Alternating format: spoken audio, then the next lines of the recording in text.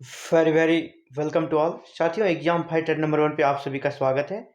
आज हम लोग डिस्कस करने वाले हैं जो कि यूजीसी नेट जेआरएफ हिस्ट्री के सिलेबस के अकॉर्डिंग यूनिट 8 हमारा कंप्लीट हो गया है।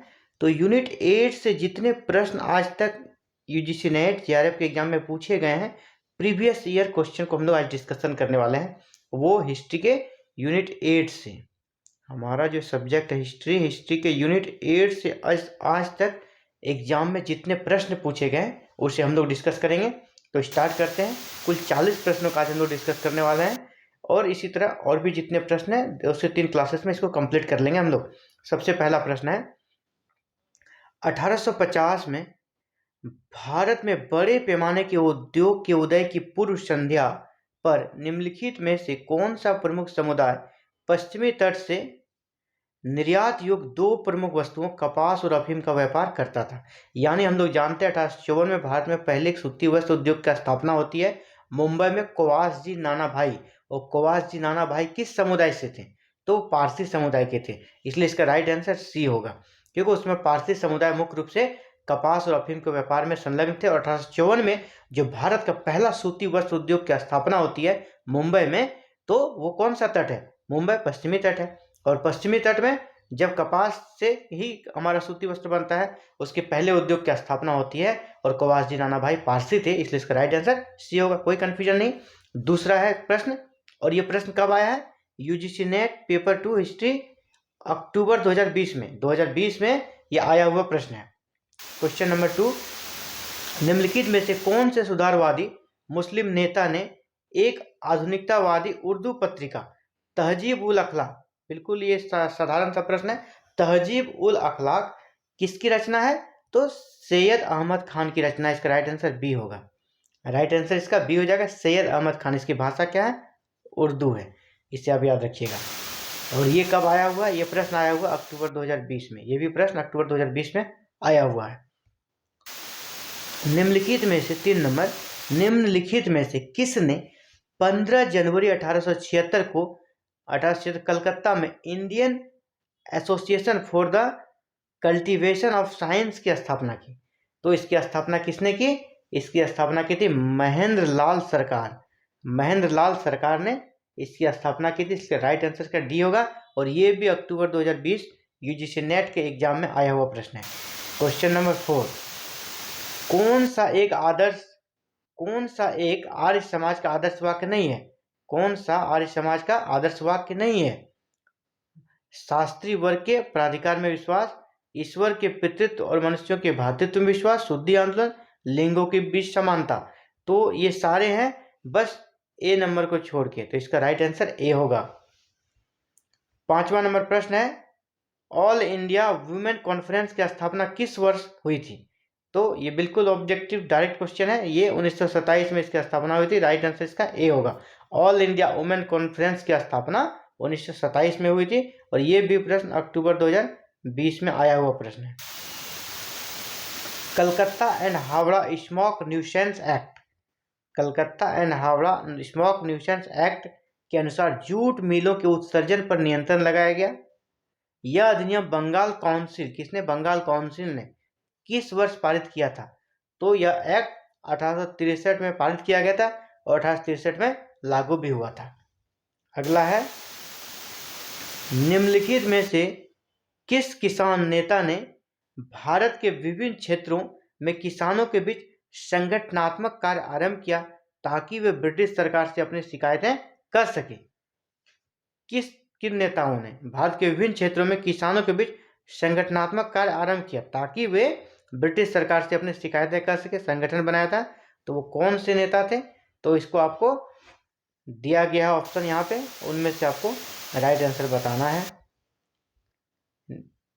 केवल 1 और 2, केवल 2 3, केवल 3 4, केवल 4 5। तो इसका अगर हम यहाँ पे प्रश्न को फिर से पढ़ते हैं तो हम लोग देखते हैं कि इसमें जो किसान नेता मुख्य रूप से तो कुंवर जी मेहता और ईशान चंद्र राय थे।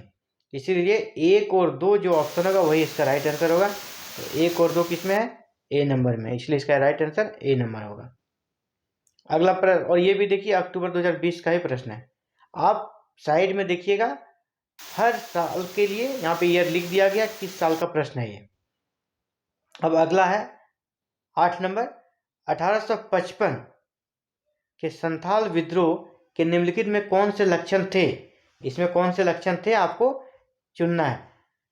विद्रोह के क्षेत्र को दामिनी को कहा गया, ये सही है। आदिवासियों ने बाहरी लोगों को बाहर खदेड़ने का दृढ़ निश्चय कर रखा था, ये भी सही है। विद्रोहियों ने विदेशी सत्ता को पूरी तरह से ध्वस्त कर देने की घोषणा की, ये भी सही है। आदिवासियों के पास आधुनिकतम हथियार थे, ये गलत है। ग्वालों और लोहारों ने आदिवासियों का विरोध किया, ये भी गलत है। यानी 1, 2 और 3 जिसमें होगा, यानी सी नंबर आप देख पा रहे होंगे, इसका राइट आंसर सी होगा। और ये कब आया हुआ है, ये भी अक्टूबर 2020 में आया हुआ प्रश्न है। इसी प्रकार अगला है मैचिंग करना आपको, और ये भी अक्टूबर 2020 का प्रश्न है, अक्टूबर 2020 में आया है। तो फ्री हिंदुस्तान किसका है, ये तारकनाथ दास का है, Taraknath Dutt. Indian sociologist Shyamji Krishna Varma. New India और कॉमनवेल्थ किसकी है, Annie Besant. Bombay Chronicle B G Horniman. तो इसका राइट आंसर हो जाएगा सबसे पहला ऑप्शन 3, उसके बाद 3 के बाद 1 किसमें है, 3 के बाद 1, तो सी नंबर पे, तो सी इसका राइट आंसर होगा, नंबर सी। अब बढ़ते हैं अगले प्रश्न की ओर। ये मैचिंग है। अवनींद्रनाथ टैगोर चित्रकार हैं और उसकी चित्रकला की शैली क्या थी, आपको मैचिंग करना है। चित्रकार है, यहाँ चित्रकला की शैली। इस तरह के प्रश्न काफी टफ प्रश्न माने जाते हैं, और ये प्रश्न पूछा गया है, तो ये इसको टफ प्रश्न की श्रेणी में हम लोग रखेंगे। अवनींद्रनाथ टैगोर जो थे, इनकी चित्रकला के संबंध में किस प्रकार की चित्रकारी ये करते थे, तो इनका था विश्व परंपराओं के विविध पक्षों से सीखकर अपने चित्रकारी में उसका सम्मिश्रण किया। रविन्द्रनाथ टैगोर का अलग है, तो इसको अगर आप मैचिंग करते हैं तो इसको हम लोग नेक्स्ट पेज पे चलते हैं। नंदलाल बोस, जेमिनी राय। तो इसका देखा जाए तो इसका राइट आंसर हमारा हो जाएगा अवनींद्रनाथ टैगोर। इन्होंने मुख्य रूप से सामान्य वस्तुओं और घटनाओं का जिक्र करते थे अपने चित्रकारी में, सामान्य वस्तुओं और घटनाओं का। तो इसका ए का दो कहाँ पे है, आप यहाँ से देखिए, ए का 2 एक ही ऑप्शन है, डी। यानी आप अगर इस तरह के हार्ड प्रश्न जब पूछे जाते हैं, अगर आपको 1 से 2 भी पता तो आप आंसर कर पाएंगे, इसलिए इसका राइट आंसर डी होगा, क्योंकि वो सामान्य चित्रकारी का निरूपण करते थे अपने चित्रकारी में। तो ए का 2 बस एक ही ऑप्शन है, बाद में हमें देखने की जरूरत नहीं है, इसलिए इसका राइट आंसर डी हो जाएगा। और ये भी अक्टूबर 2020 का प्रश्न है। अगला है रमोसी विप्लव। रमोसी विप्लव का संबंध किससे है, तो रमोसी विप्लव का संबंध था चित्तूर सिंह से। इसी प्रकार कोल विप्लव बुद्धो भगत था। कच्चा नागा विप्लव शंभुधन, और ओरांव जतरा भगत। तो आप सब ऑप्शन अगर मिलाते हैं तो ए का क्या हो जाता है, 3, ए का 3 और बी का 2, 3 और 2 कहाँ है, ऑप्शन नंबर ए में आपको मिल रहा है, इसलिए राइट आंसर इसका ए होगा। और ये भी अक्टूबर 2020 का आया हुआ प्रश्न है। अब आपको यहाँ पर इसको सीरीज करना है, क्रमबद्ध करना है सीरियल रूप से, कौन सबसे पहले आया और सबसे बाद में कौन आया। तो अगर आपको यहाँ कोई भी 1 से 2 पता होगा तो आप यहाँ पर भी आंसर कर पाएंगे, क्योंकि यूजीसी नेट का ये पैटर्न रहा है कि वो ज़्यादा कॉम्प्लिकेटेड नहीं बनाता ऑप्शन को। अगर आपको 4 में से कोई 2 भी पता है तो आप आंसर कर पाएंगे। तो इसमें आप अगर देखते हैं तो द ऑफिशियल सीक्रेट एक्ट, ये कर्जन के काल में आया था, यानी 1904 के लगभग आया था। इसी प्रकार द इंडियन प्रेस एक्ट, ये 1931 में आया था, इमरजेंसी पावर्स। और रजिस्ट्रेशन एक्ट तो ये सब काफ़ी पहले की बात है, ये भी काफ़ी पहले का एक्ट है। तो सबसे जो लेटेस्ट था वो हमारा द इंडियन प्रेस एक्ट जो है, इमरजेंसी पावर्स, ये सबसे बाद का है। यानी 3 सबसे लास्ट में ऑप्शन में कहाँ है, तो बी। इससे भी हम आंसर को अलग कर सकते हैं, इसका राइट आंसर बी होगा। मैं बाद में देखने की जरूरत भी नहीं है, क्योंकि ये सारी काफ़ी पहले की चीज़ें हैं, ये दोनों, ये और ये। अब ये तो 1904 है और ये 1931 है, इसलिए राइट आंसर इसका बी होगा। इसी प्रकार हम लोग क्वेश्चन नंबर 13 को जब सीरीज करेंगे, इसमें भी आपको करना है, इसको सीरीज करना है, पहले कौन इसके बाद में कौन। इस तरह के प्रश्न को आप किस प्रकार सॉल्व करेंगे। अगर आपको कोई भी 2 पता होगा आप इसको कर लेंगे। मद्रास महाजन सभा की स्थापना कब हुई थी? पता है, 1918 में मद्रास महाजन सभा की स्थापना हुई थी। पूना, अब अंतिम वाले पे जाइए, पूना सार्वजनिक सभा, इसकी स्थापना कब हुई थी? 1867 में। मद्रास महाजन सभा 1918 में। बाद बाकी जितना है वो 19वीं सदी की घटनाएं है, जबकि मद्रास महाजन सभा 20वीं सदी की घटना है। यानी मद्रास महाजन सभा जो होगा वो सबसे लास्ट में जिस भी ऑप्शन में रहेगा वही इसका राइट आंसर होगा। यानी एक किसके अंतिम में है, हमें उसको अलग करना होगा। तो एक हम देख पा रहे हैं, एक है हमारा बी नंबर में, इसलिए राइट आंसर इसका बी होगा। इसी प्रकार अब फिर से इस तरह के प्रश्न को देख रहे हैं, लगातार पूछे गए हैं, और ये भी अक्टूबर 2020 में ये प्रश्न भी पूछा, हाँ भी सीरीज करने दिया गया आपको। अक्टूबर 2020 का प्रश्न है ये। आरंभ से शुरू करते हुए निम्नलिखित संस्थाओं को कालानुक्रम में लगाइए। कौन सी सबसे पहले और कौन सी सबसे बाद में हुई है? तो यहाँ जब आप देखेंगे फोर्ट विलियम की स्थापना 1800 में हो जाती है। एशियाटिक सोसाइटी ऑफ बंगाल 1784 में। संस्कृत कॉलेज 1791 में। और कलकत्ता मदरसा ये 1781 में। यानी सबसे पहले क्या होता है? कलकत्ता मदरसा, फिर इसके बाद एशियाटिक सोसाइटी ऑफ बंगाल। 4 जो है वो सबसे पहले होता है। तो इसका राइट आंसर अगर देखा जाए तो 4 एक ही में है, बी नंबर पे। 4 सबसे पहले है। सब हम लोग जानते हैं शिक्षा के क्षेत्र में सबसे पहली संस्था कलकत्ता में मदरसा वारन हेस्टिंग के द्वारा की जाती है, इसलिए इसका राइट आंसर बी होगा। बाद बाकी देखने की भी जरूरत हमें नहीं है, क्योंकि सबसे पहला संस्था हमारा कलकत्ता मदरसा है और ऑप्शन में सिर्फ 4 एक ही जगह आपको दिख रहा है, तो इसका राइट आंसर बी नंबर होगा।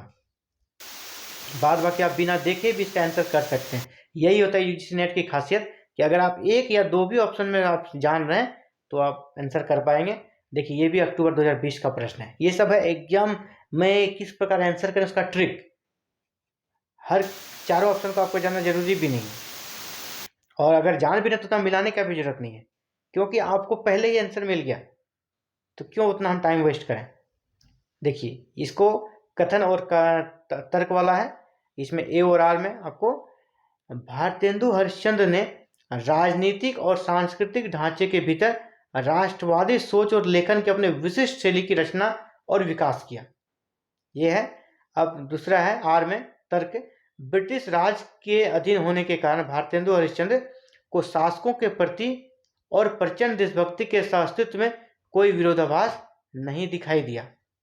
तो आपको ए का ऑप्शन चुनना है। ए और आर दोनों सही है, ए की सही व्याख्या आर है। दूसरा है आपका ये तो बिल्कुल ए में ही हम लोग को सही लगने लगा है, दूसरा पढ़ने का जरूरत नहीं है, क्योंकि जो पहला कथन है ये बिल्कुल उन्होंने सही कहा, राष्ट्रवादी सोच और लेखन की रचना का उन्होंने विकास किया था भारतेंदु हरिश्चंद्र। ब्रिटिश राज के अधीन होने के कारण भारतेंदु हरिश्चंद्र को शासकों के प्रति और प्रचंड देशभक्ति के सह अस्तित्व में दोनों कोई विरोधाभास नहीं दिखाई दिया, यानी राइट आंसर इसका ए ही होगा, दोनों सही है। 16 भी उसी तरह का है। औपनिवेशिक विज्ञान उपनिवेशवाद के समग्र ताने बाने के साथ अभिन्न रूप से गुथा हुआ था। यानी जब भी विज्ञान के क्षेत्र में प्रगति हुई, औपनिवेशिक विज्ञान उपनिवेशवाद के समग्र ताने बाने के साथ अभिन्न रूप से गुथा हुआ था। बिल्कुल वहां पे जो भी वैज्ञानिक प्रगति हुई भारत में, वो लोग अपने लाभ को देखकर ही कर रहे थे, ऐसा नहीं कि वो भारत को आधुनिक बनाना चाहते थे। दूसरा है औपनिवेशिकता विज्ञान बहुत स्पष्टता के साथ नहीं आया। ये बिल्कुल आगे पढ़ने की भी जरूरत नहीं थी, क्योंकि अंग्रेजों ने जो भी किया अपने फायदे के लिए किया। विज्ञान बहुत स्पष्ट नहीं आया। सार्वभौमिकता और विज्ञान की उपादेयता के दावे ने उनकी पहचान को धुंधला कर दिया। बिल्कुल सही है, दोनों सही है, इसलिए इसका भी राइट आंसर ए होगा। ऑप्शन ए ने ए और आर दोनों सही है, और ए की सही व्याख्या आर है। अब क्वेश्चन नंबर 16 की ओर बढ़ते हैं। ये भी अक्टूबर 2020 में आया हुआ प्रश्न है। क्वेश्चन नंबर 17 की ओर बढ़ते हैं हम लोग। क्वेश्चन नंबर 17 है, डॉक्टर अंबेडकर के अलावा कोई अन्य दलित वर्गों को अपने स्वयं के विकास के लिए जागृत और एकजुट करने में सफल नहीं रहा, क्योंकि उन्होंने इन्हें उनकी अस्मिता भाव प्रदान किया।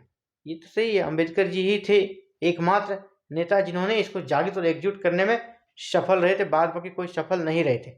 डॉक्टर अंबेडकर का संपूर्ण व्यक्तित्व एक ऐसी सामाजिक व्यवस्था के मुखर विरोध के प्रति समर्पित था जिसे उन्हें और उनके लोगों के जीवन को सामाजिक बहिष्करण, भौतिक वंचना और सामाजिक आघात और अपमान की ओर धकेला था। हाँ बिल्कुल, यहाँ भी दोनों ही सही रहे, इसलिए इसका भी राइट आंसर ए होगा। राइट आंसर इसका ए होगा। ए और आर दोनों सही है और ए की सही व्याख्या आर है। ये भी कब का आया हुआ प्रश्न है? दिसंबर 2019। दिसंबर 2019 का में आया हुआ प्रश्न है ये। अगला है ईश्वर चंद्र विद्यासागर के बारे में। ईश्वर चंद्र विद्यासागर के बारे में कौन सा कथन सही है? ईश्वर चंद्र विद्यासागर सामाजिक सुधार व बौद्धिक जागरण के लिए उनके प्रयासों का मूलभूत सिद्धांत मानवता था। मूलभूत सिद्धांत मानवता था। दूसरा है कि वे प्राचीन शास्त्रों के पुनर्व्याख्या की प्रभावत्मकता में विश्वास नहीं करते थे। उन्होंने आधुनिक वैज्ञानिक देशज शिक्षा के प्रसार के लिए अथक प्रयास किए। उन्होंने मानव समानता पर आधारित समाज सुधार के लिए कार्य किया। तो 18 का राइट आंसर क्या हो जाएगा? 18 का राइट आंसर इसका हो जाएगा, एक तो बिल्कुल सही है, एक बिल्कुल सही है। इसके बाद देखा जाए तो ये गलत है क्योंकि वो विश्वास करते थे। इसके बाद आपका देशज शिक्षा प्रचार का अथक प्रयास, उन्होंने आधुनिक वैज्ञानिक देशज शिक्षा के लिए के प्रसार के लिए प्रयास किए। और चौथा है उन्होंने मानव समानता पर आधारित सामाजिक सुधार के लिए कार्य किए। ये भी सही है, ये भी सही है और ये भी 3 भी सही है। यानी 1, 3 और 4 कहाँ पर है? तो ए नंबर। तो ए नंबर इसका राइट आंसर होगा, सिर्फ ये नहीं था 2 नंबर वाला। तो ये भी दिसंबर 2019 में आया हुआ प्रश्न है। अगला है आधुनिक संगीत के विषय में कौन सा कथन सही नहीं है? संगीत के विषय में कौन सा कथन सही नहीं है? तो यहाँ पे राइट आंसर कौन सा होगा आपको चुनना है। कौन सा सही नहीं है? आप यहाँ पे ध्यान देंगे, सही नहीं है पूछा जा रहा है, कहीं सही वाले ऑप्शन में नहीं कर देना है। 19वीं सदी में दरबारी संरक्षण में कमी, एक नए शहरी पश्चिमी शिक्षा प्राप्त वर्ग का उदय जिसने शास्त्रीय संगीत को दरबारों और मंदिरों से निकालकर धर्मनिरपेक्ष बनाने की कोशिश की, जो एक नए सांस्कृतिक परिवेश का द्योतक था। ये सही है। नए सांस्कृतिक परिवेश में शास्त्रीय संगीत की संरचना और रूप में मौलिक बदलाव किए। ये भी सही है।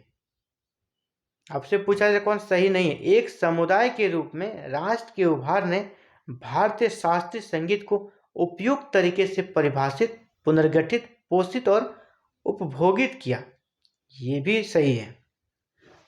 अब तो देखना भी नहीं है इसका राइट आंसर क्या होगा। निश्चय ही रूप से इसका राइट आंसर डी होना चाहिए क्योंकि पूछा जा रहा सही नहीं है और अब हमारे ऑप्शन में एक ही बचा हुआ है तो डी ही होगा। डी में क्या है? संगीत में नव विकसित रुचि, इसका अभ्यास और प्रस्तुति पूर्णतः राष्ट्रवादी आदर्शों से प्रेरित था। तो इसका राइट आंसर यही होगा क्योंकि ये नहीं था और ये दिसंबर 2019 में आया हुआ प्रश्न है। नेक्स्ट है भारत पर पाश्चात्य विचारों के प्रभाव के संदर्भ में निम्नलिखित कथनों में से कौन सा सही है? पाश्चात्य विचारों का जो भारत पर प्रभाव पड़ा इसके संबंध में कौन सा सही है? यहाँ पूछा जा रहा है सही है, पिछला प्रश्न था सही नहीं है, आपको सही चुनना है। अंग्रेजी शिक्षा ने पाश्चात्य विचारों के असीम द्वार खोल दिए जिन्होंने प्रारंभ में उन्हें अभिभूत कर दिया था। ये तो सही है। अंग्रेजी शिक्षा निश्चय ही पश्चिमी विचारों का जो असीम द्वार खोल दिया था।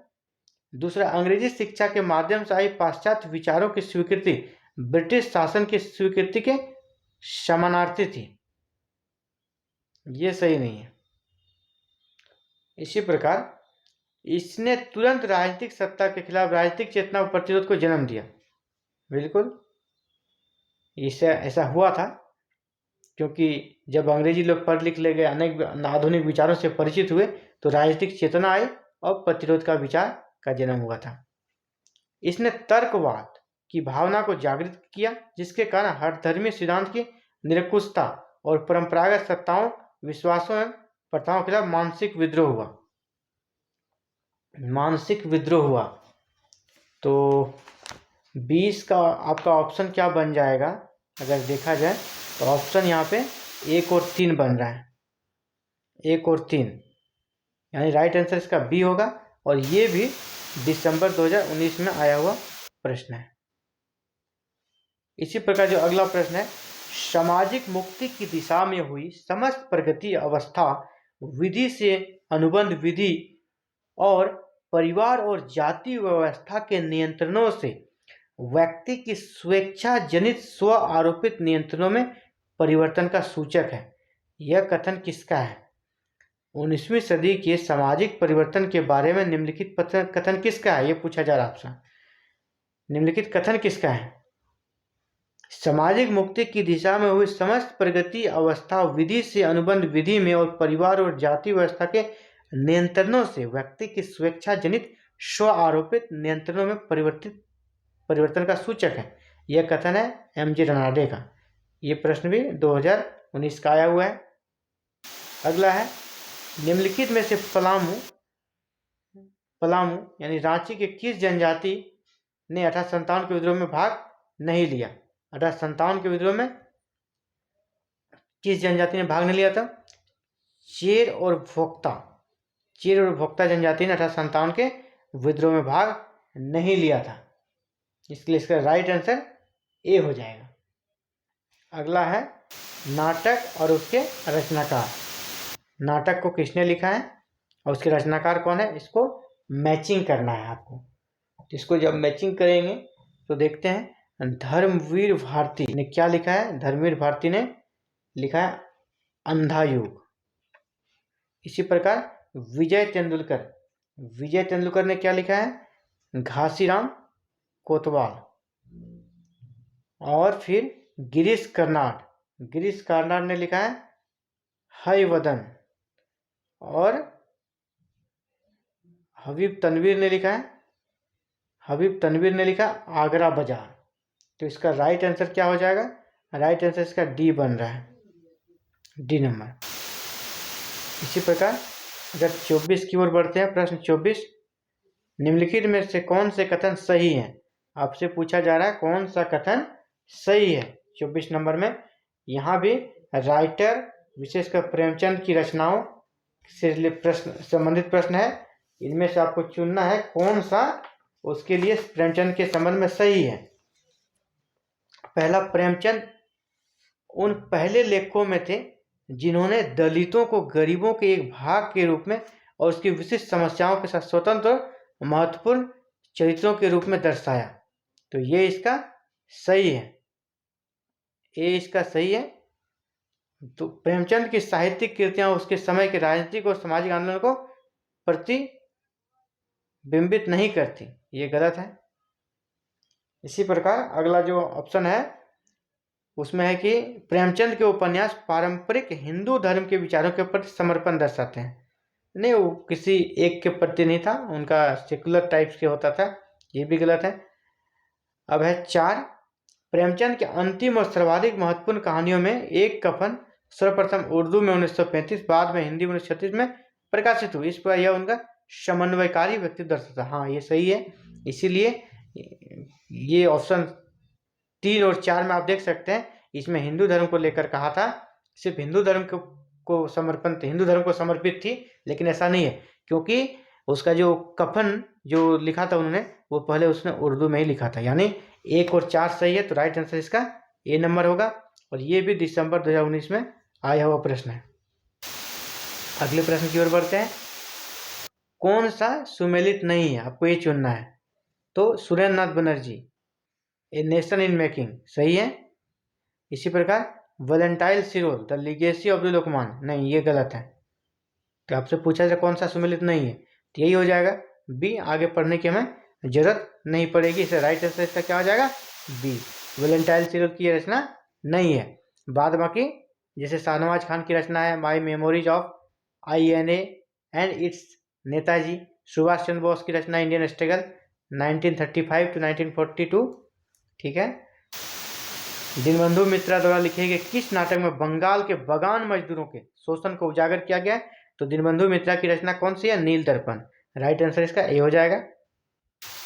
थियोसॉफिकल सोसाइटी के मुख्य उद्देश्यों में निम्नलिखित में कौन थे? थियोसॉफिकल सोसाइटी के जो मुख्य उद्देश्य थे, इसमें से कौन कौन से उसके मुख्य उद्देश्य थे, आपको ये चुनना है। तो पहला, मानवता के लिए विश्व बंधुत्व की भावना का निर्माण, ये था।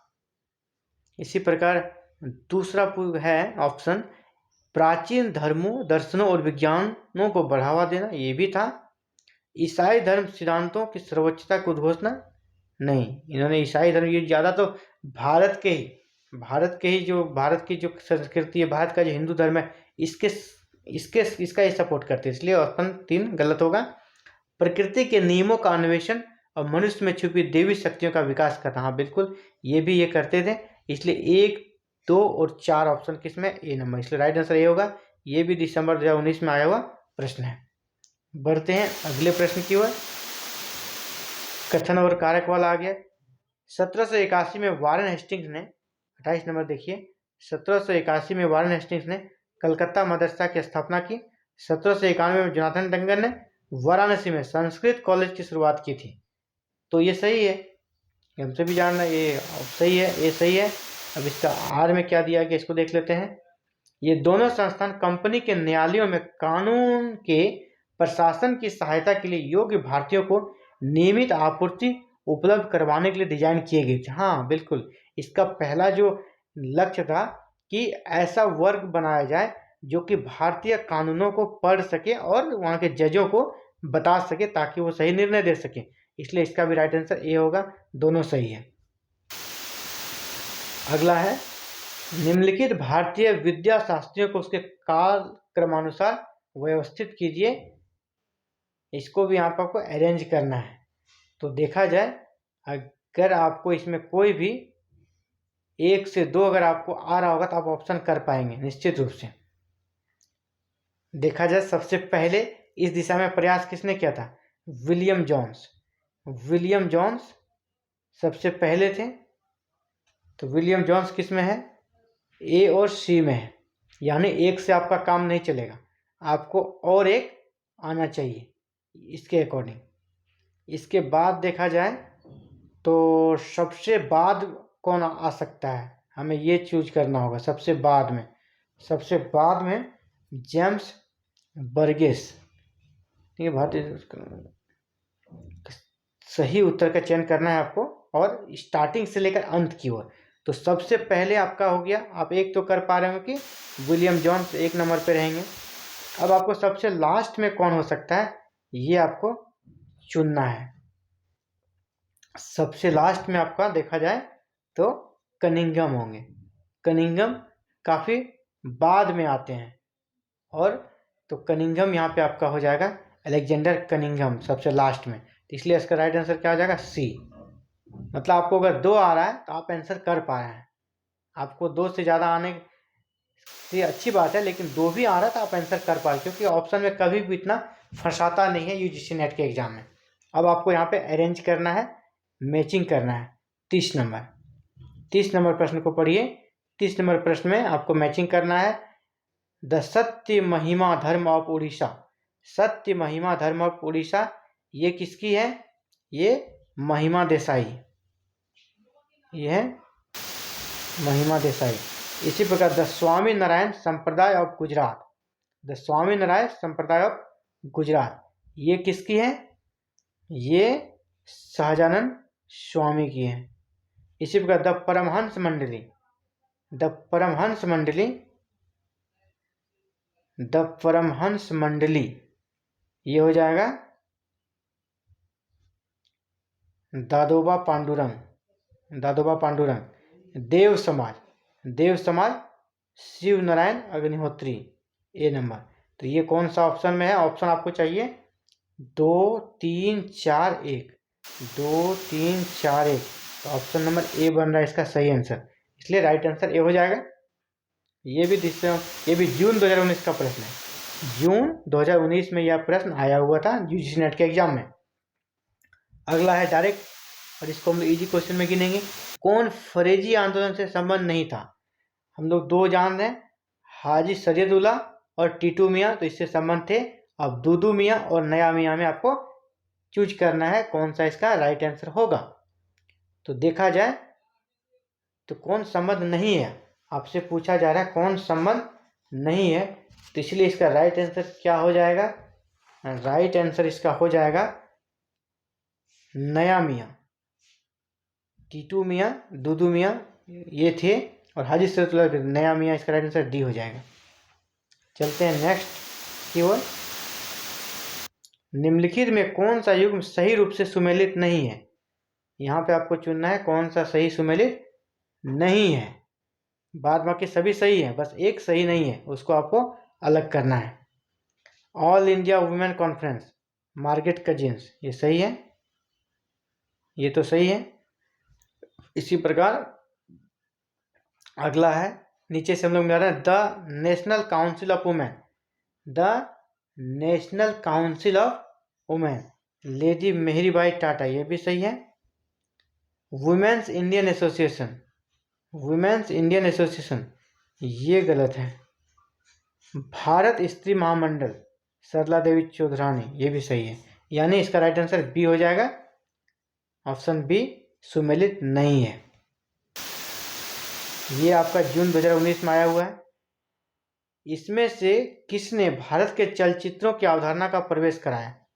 चलचित्रों की अवधारणा का प्रवेश भारत में किसने कराया, तो इसका राइट आंसर क्या होगा 33 का होगा लुइस ऑगस्टन लुमियरे। सबसे पहले इन्होंने ही इसे आरंभ किया था, लुइस और ऑगस्टस लुमियरे। अगला है कैनिंग लॉरेंस स्कूल, मिल स्कूल, मेयो नॉर्थब्रुक स्कूल किस प्रशासनिक विवाद से संबंधित थे।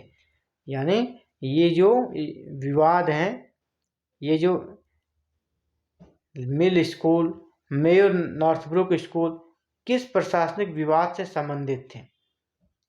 ये सारे विवाद जो थे मुख्य रूप से किससे संबंधित थे, देखा जाए ये सारे अस्थाई बंदोबस्त, परमानेंट सेटलमेंट से संबंधित थे। अस्थाई बंदोबस्त यानी बी नंबर इसका राइट आंसर हो जाएगा।